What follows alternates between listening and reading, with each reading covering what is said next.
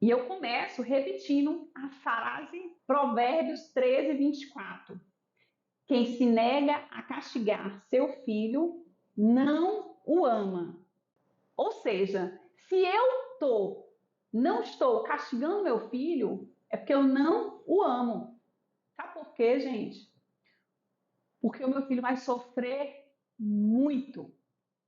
Eu preciso, como mãe, ensinar o meu filho as coisas certas.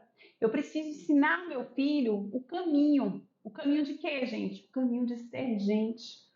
O caminho de viver neste mundo, de olhar para Deus, de reconhecer Deus como o seu Senhor, de respeitar o outro, né? Os tais dos mandamentos.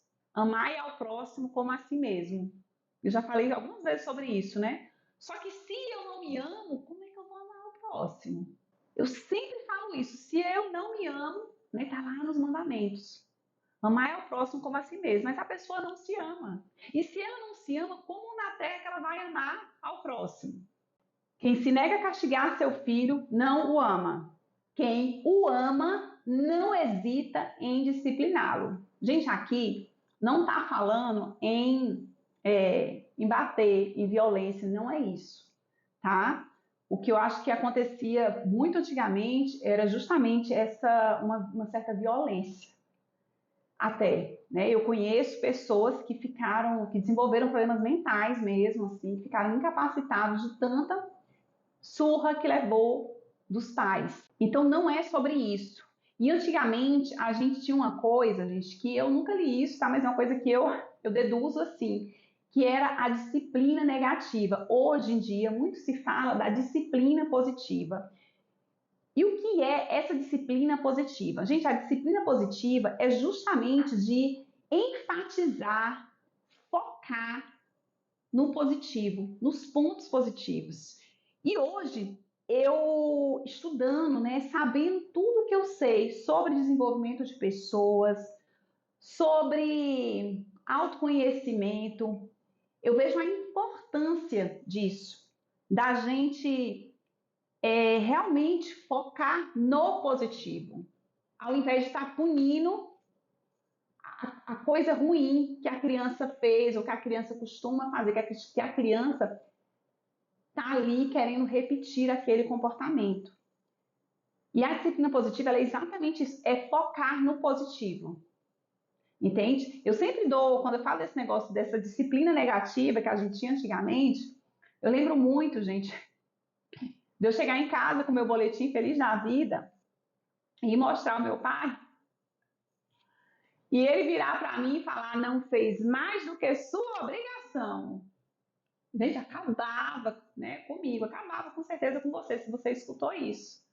Por quê? Porque você estava ali dando o seu melhor, se esforçando para que você conseguisse boas notas, para escutar um elogio, para receber um elogio, e vinha o quê? Vinha aquela patada.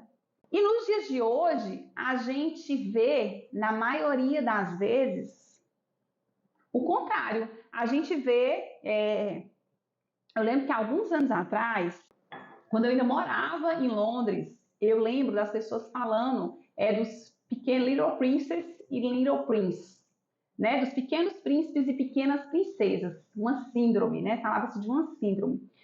E o que, que era essa síndrome, né? Hoje eu entendo muito bem o que, que era essa síndrome. É justamente das crianças que não escutam não, das crianças que não podem ser chamadas a atenção, das crianças que frustradas, elas não querem se sentir frustradas. Ora, minha gente, a frustração faz parte da nossa vida. A todo momento a gente passa por frustrações. A gente precisa ensinar o nosso filho a lidar o quê? Com frustração, a lidar com as quedas, a lidar com as percas, a lidar com as derrotas. Afinal de contas, a gente vai acertar mais ou a gente vai errar mais. A gente vai cair mais ou a gente vai ficar mais tempo em pé. Gente, nós vamos errar mais. Aliás, a premissa para que eu acerte alguma coisa é justamente que eu erre muitas vezes até chegar lá. Se vocês observarem os grandes empresários, os grandes empreendedores, eu não consigo nem me lembrar de um que no primeiro negócio dele deu certo. Deve existir, eu só não estou me lembrando nesse momento.